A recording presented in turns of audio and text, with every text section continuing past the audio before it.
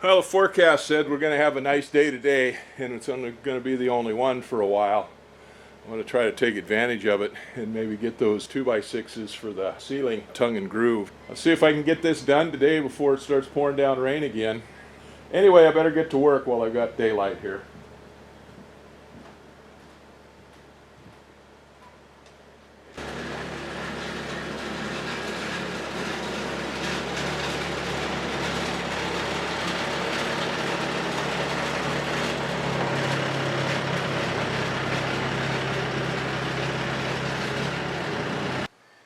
Man, the sun almost broke out there for a minute. I don't know whether that fog's going to go away today or not. It's moving around a little bit. It is a little patches of blue sky there and stuff, but there's not a whole lot of heat in that sun. Well, I got that stack of lumber taken off the big pile over there, and I started to unstack and restack the short boards onto another rick or another stack so I could get down to the 14 footers. And I realized that halfway done that 14 footers were in the middle. So I got all the 10 footers off, and I started taking the next row off, and that was the 14 footers. So now I got to restack those. I'll probably bring those down here and set those 14 footers on the sawhorse. And then I can get the 12 footers back up there onto the stack that I'm making for the shorter boards.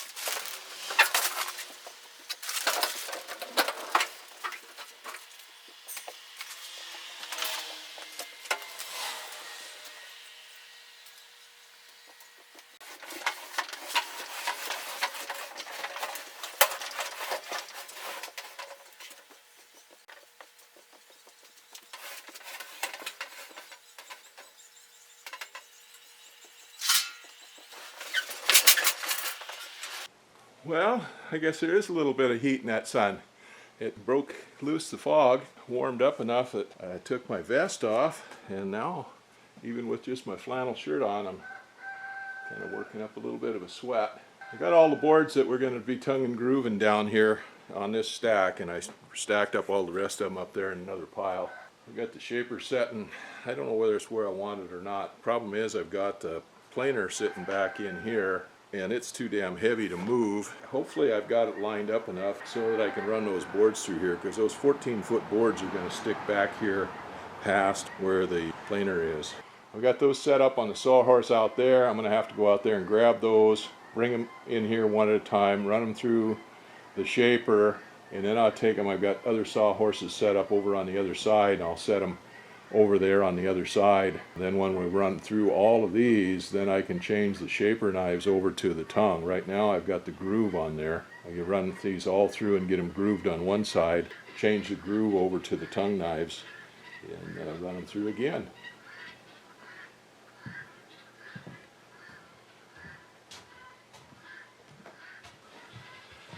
There's going to be a couple of things to think about as I'm running these through the shaper with that tongue and groove knife.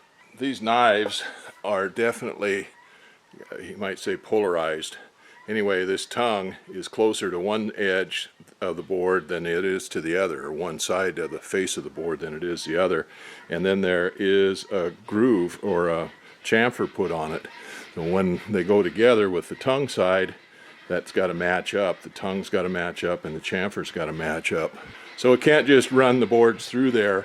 They're all equal thickness, so they're all going to come out the same. But we can't just run them through there blindly. We have to look at the board and make sure that I want the good face up on the board. So that's one thing I got to look at. And the other thing you've got to look at is the edge. Now some of these edges are good, nice clean edges, straight edges, and they can be run through the groove side, because the groove really doesn't take anything off of the edge of the board. It just takes off of out of the groove and a little bit off this chamfer. So I want a good edge on this edge. And then some of the edges didn't get cleaned up quite as well. Most of the ones that went through the table saw got cleaned up pretty good, but not all of them that went through the jointer got cleaned up completely. So anyway, when you run the tongue through, it's going to take off a certain amount of the board here on the outside edge and leave the tongue sticking out here. So if the tongue is not exactly perfect here, it really doesn't matter, because it's going to be, whatever there is going to be inside the groove anyway. Anyway, you got to watch that. And some of these faces, you got to watch the faces, because not all of the faces got cleaned up when I was planing them, and some of them are not as pretty as the others. So I got to look at the face, and then I got to look at the edge and see which one goes through.